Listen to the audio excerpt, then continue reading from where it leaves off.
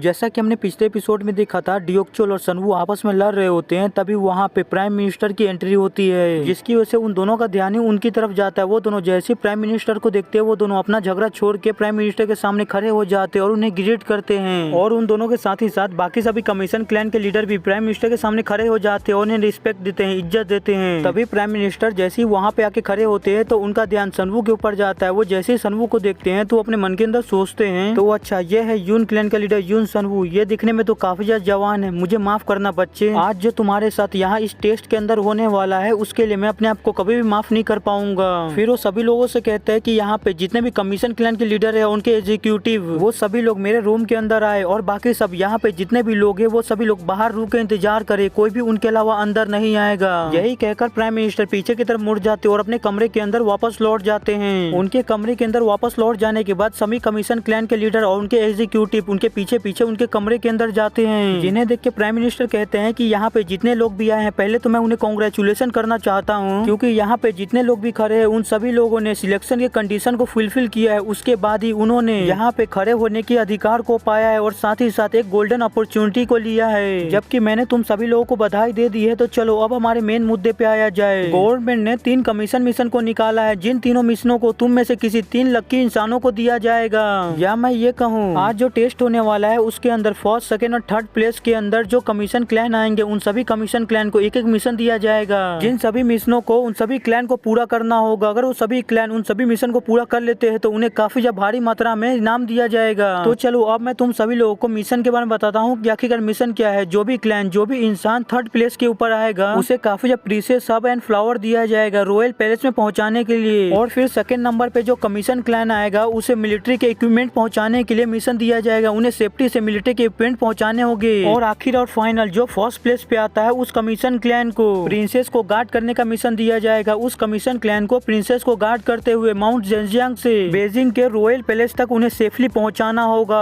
ये बात सुन के वहाँ पे जितने भी कमीशन क्लैन के लीडर होते हैं उन सभी के चेहरे से उन सभी का कलर ही उड़ जाता है। आप इन सभी लोगों के चेहरे से इस बात का अंदाजा तो लगा ही सकते हैं कि आखिरकार ये मिशन कितना ज्यादा इंपॉर्टेंट और खतरनाक है। आगे वहाँ पे जितने भी दूसरे कमीशन क्लैन के लीडर्स होते हैं वो आपस में बात करने लगते हैं, क्या प्राइम मिनिस्टर उस प्रिंसेस की बात कर रहे हैं जिसे एम्परर अपनी जान से भी ज्यादा प्यार करते थे? अगर हम में से किसी को भी ये कमीशन मिशन मिलता है और हम में से कोई भी इस कमीशन मिशन को पूरा करता है तो उसे काफी ज्यादा भारी मात्रा में इनाम दिया जाएगा, जिसका तो हम अंदाजा भी नहीं लगा सकते। और साथ ही साथ हमारा कमीशन क्लैन के रेपुटेशन भी सब जगह काफी ज्यादा फैल जाएगा, काफी ज्यादा बढ़ जाएगा। अगर हम थर्ड और सेकंड प्लेस को फर्स्ट प्लेस से कंपेयर करते हैं तो ये तो बिल्कुल एक हाथी के सामने एक चींटी के बराबर है। अगर हम सेकंड और थर्ड प्लेस के रिवॉर्ड को एक साथ पे मिला दे तो इसका 1% भी नहीं होगा, वो इसका 1% भी नहीं बनता है। लेकिन तभी एक दूसरा पर्सन कहता है, लेकिन अगर हमने इस मिशन को फेल कर दिया, हम इस मिशन को पूरा न कर पाए तो फिर दूसरा पर्सन कहता है, अगर हमने ऐसा किया तो हम पूरी तरह से तबाह हो जाएंगे, हमारा कमीशन क्लैन और हमारा क्लैन दोनों ही पूरी तरह से बर्बाद हो जाएगा। और सिर्फ हमें ही और हमारे क्लैन को ही सिर्फ पनिशमेंट नहीं मिलेगी बल्कि एम्परर हमारे आने वाली 3 पुश्तों को भी सजा देगा।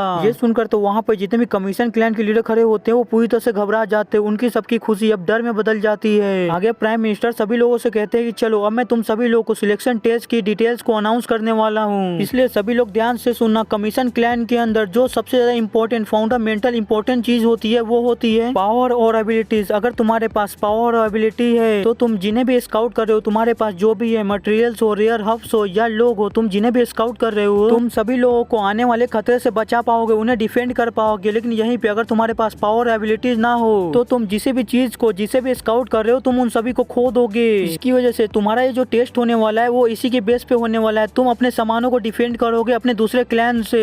तुम्हारे पास जो इंपॉर्टेंट मटेरियल्स होंगे तुम्हें अपने दूसरे क्लैन से या तुम्हारे पर जो भी अटैक करेंगे तुम्हें उनसे डिफेंड करना होगा, बचाना होगा। ये सुनकर वहाँ पे जितने भी कमीशन क्लैन के लीडर होते हैं वो आपस में बात करने लगते हैं, क्या हमें मटेरियल्स को डिफेंड करना होगा अपने दूसरे ही क्लैन से? लेकिन वहीं पे डियोक्चोल को इन सारी चीजों से कोई भी फर्क नहीं पड़ रहा होता है, बस वो खड़े होकर मुस्कुरा रहा होता है जैसे कि उसे इन सारी चीजों के बारे में पहले से ही पता हो। आगे प्राइम मिनिस्टर कहते हैं कि हम शुरुआत में सभी कमीशन क्लैन को सेम ही आइटम देंगे ताकि इससे कोई भी भेदभाव ना हो। और हाँ, मैं तुम सभी लोगों को बता दूं कि तुम्हारे टेस्ट का जो टाइमिंग होने वाला है वो 4 घंटे होने वाला है। तुम्हें अपने 4 घंटे तक दूसरे कमीशन क्लैन से अपने आइटम को बचा के रखना है, सुरक्षित रखना है और साथ ही साथ सामने वाले तुम्हारे जो दुश्मन कमीशन क्लैन है उनके सामानों को भी जब्त करना है। ये सुनकर वहाँ पे जितने भी कमीशन क्लैन के लीडर होते हैं वो काफी ज्यादा हैरान हो जाते हैं। वो कहते हैं, तुम्हारे कहने का मतलब है कि हमें अपने सामने वाले कमीशन क्लैन के भी आइटम को जब्त करना होगा? अगर हमें ऐसा करना है तो पहले तो हमें अपने सामने वाले कमीशन क्लैन के ऊपर अटैक करना होगा ताकि हम उनके आइटम को जब्त कर सके, ले सके। के। तो इसका मतलब तो यही है कि हमें एक दूसरे से ही फाइट करनी होगी, एक दूसरे से लड़ाई करनी होगी। ये सुनकर प्राइम मिनिस्टर कहते हैं हाँ तुम सभी लोगों ने सही सोचा, तुम सभी लोगों को एक दूसरे से ही फाइट करनी होगी। हम लोग तुम्हें एक नेम टैग देंगे जिसे तुम्हें प्रोटेक्ट करना होगा। अगर कोई दूसरा कमीशन क्लैन तुम्हारे नेम टैग को ले लेता है तो तुम एग्जाम से डिस्क्वालीफाई माने जाओगे, और फिर जो कमीशन क्लैन तुम्हारे नेम टैग को लेगा उसे 50 पॉइंट एक्स्ट्रा दिए जाएंगे, और फिर आखिर में सारे पॉइंट को काउंट किया जाएगा और फर्स्ट से लेकर थर्ड प्लेस तक अनाउंस किया जाएगा। ये सुनकर दूसरे कमीशन क्लैन आपस में बात करने लगते हैं कि ये तो काफी ज्यादा खतरनाक है अगर हमारे कमीशन क्लैन एक दूसरे से ही फाइट करता है तो,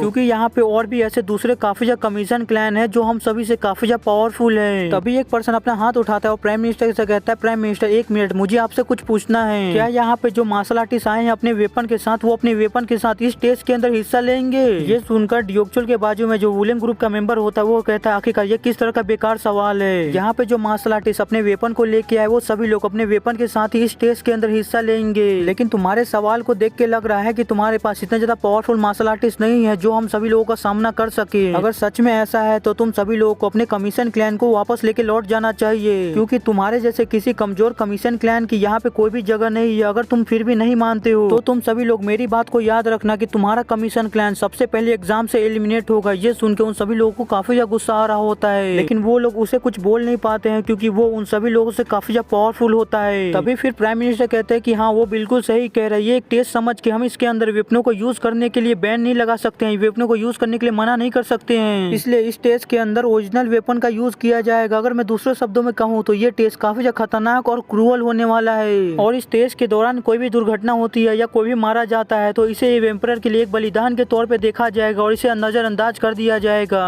इसलिए मुझे उम्मीद है कि आप सभी लोग इस टेस्ट को हल्के में नहीं लेंगे और अपनी एबिलिटीज के हिसाब से इस टेस्ट के अंदर हिस्सा लेंगे। तो चलिए, मुझे जो आप सभी लोगों को इम्पोर्टेंट डिटेल बताना था वो मैंने आप सभी लोगों को बता दिया, तो ये मीटिंग यहीं पे खत्म होती है। तो अब आप सभी लोग यहाँ से सीधा एग्जाम ग्राउंड के ऊपर पहुंचे और यहीं से हमारा सीन शिफ्ट होता है। मैं सीधे एग्जाम ग्राउंड का सीन दिखाया जाता है जहाँ पे एग्जाम होने वाला होता है। एग्जाम ग्राउंड के ऊपर सभी अलग अलग क्लैन के लोग अपने अपने टेंट को लगा रहे होते हैं और रहने की व्यवस्था कर रहे होते हैं। तभी हमें वहाँ पे डियोक्चुअल और उसके साइड में खड़े हुए एक पर्सन को दिखाया जाता है जो डियोक्चुअल से कह रहा होता है कि यहाँ पे टेस्ट के ग्राउंड के आसपास की जितनी भी जमीनें हैं, जितनी भी जगह है, उन सभी जगहों को सील कर दिया गया है। यहाँ से कोई भी अब बच के भाग नहीं सकता है। वुलेन ग्रुप ने अपने काम को काफी ज्यादा अच्छे तरीके से कर दिया, तुम्हारी काफी ज्यादा मदद कर दी है, तो अब तुम्हारी बारी है आगे की सारी चीजों को संभालने की। ये सब सुन के डियोक्चुअल कहता है कि तुम्हारा इन सारी चीजों के लिए शुक्रिया। यही कहकर वो अपने मन के अंदर सोचता है, यून क्लैन के कमीशन क्लैन, अब तुम्हारा लक यहीं पे खत्म होता है। तुम अब तक काफी ज्यादा लकी रहे हो, लेकिन तुम्हारा लक अब यहीं से खत्म होता है। वुलेन ग्रुप ने सारी तैयारी कर दी है, अब तुम धीरे धीरे करके एक कॉर्नर पे जाते जा रहे हो। तो अब तुम उस समय का इंतजार करो जब मैं तुम्हें अपने हाथों से जान से खत्म करूंगा और तुम्हारी कवर इसी टेस्ट ग्राउंड के ऊपर बनाऊंगा।